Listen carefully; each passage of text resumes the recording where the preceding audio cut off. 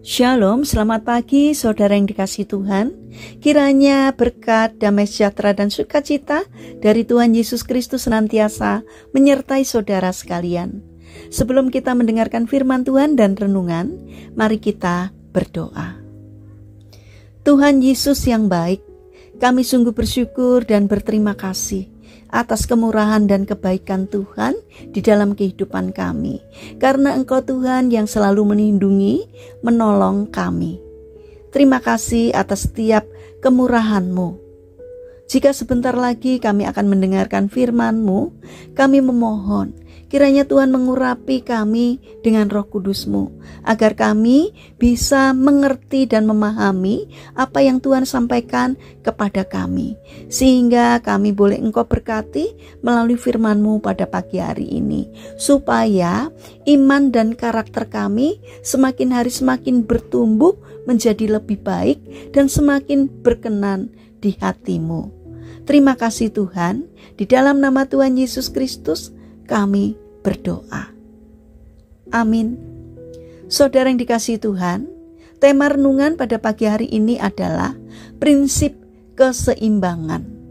Bacaan diambil dari kitab 1 Samuel pasal 16 ayat yang ke-7.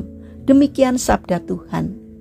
Tetapi berfirmanlah Tuhan kepada Samuel, janganlah pandang parasnya atau perawakannya yang tinggi, sebab aku telah menolaknya. Bukan yang dilihat manusia, yang dilihat Allah.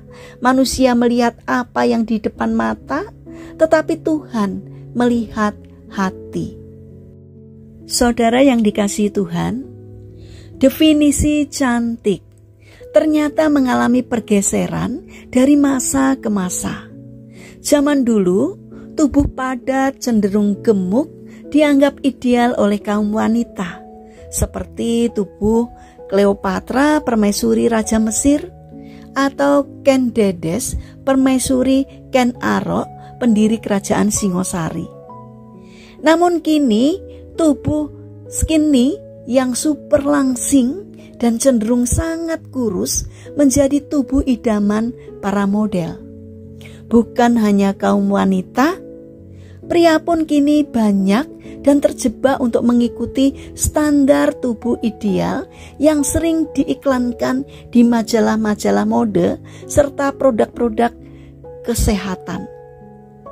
Seseorang akan kehilangan gambar dirinya jika pada akhirnya ia terjajah untuk mengikuti apa kata iklan.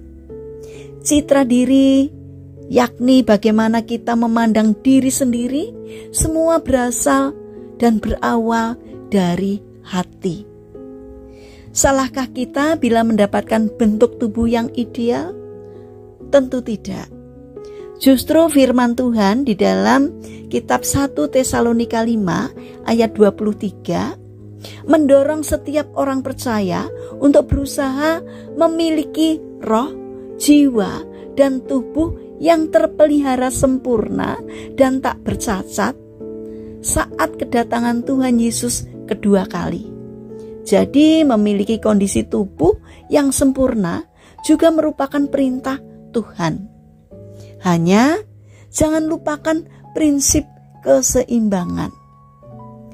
Kita tidak bisa hanya fokus memikirkan fisik saja, tetapi juga harus memberi perhatian dengan sama baiknya pada kondisi roh dan jiwa kita.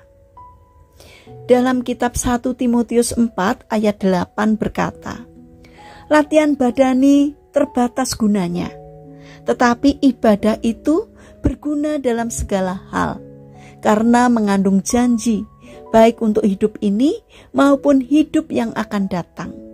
Jika ternyata latihan rohani itu berguna sampai kepada hidup yang akan datang, marilah kita memberi perhatian pada perkara surgawi. Saudara yang terkasih, janganlah kita hanya memberi perhatian untuk kebutuhan jasmani saja, melainkan berikan perhatian yang sama pentingnya pada kondisi jiwa dan roh kita. Karena Tuhan melihat kita sampai bagian yang terdalam, yaitu melihat hati kita. Bukan yang dilihat manusia, yang dilihat Tuhan. Manusia melihat apa yang di depan mata, tetapi Tuhan melihat hati. Mari kita bangun karakter peduli, yaitu peduli untuk memberi perhatian pada roh dan jiwa kita. Mari kita berdoa. Tuhan Yesus yang baik, ajarilah kami untuk bersyukur atas kehidupan yang Kau anugerahkan kepada kami. Betapa hidup kami sungguh berharga di mata Tuhan. Bapa yang penuh kasih, kami ingin menyerahkan untuk seluruh aktivitas kami hari ini ke dalam tangan-Mu. Kami mohon penyertaan dan pertolongan Tuhan selalu ada dalam hidup kami. Berikanlah kesehatan kepada kami dan juga kepada orang-orang yang kami kasihi. Kami mohon kiranya Tuhan menolong dan memberkatinya. Kami juga berdoa untuk saudara-saudara kami yang mengalami lemah fisik atau sakit. Kiranya Tuhan berbelas kasih untuk menjamah dan menyembuhkannya. Demikian juga berkatilah bangsa dan negara kami, terutama para pemimpin bangsa kami. Kiranya Tuhan memberikan hikmat dari surga, sehingga setiap upaya, setiap keputusan, setiap hal yang dilakukan seturut dengan pimpinan Tuhan. Terima kasih Tuhan, kami serahkan doa ini hanya di dalam nama Tuhan kami, Yesus Kristus. Amin.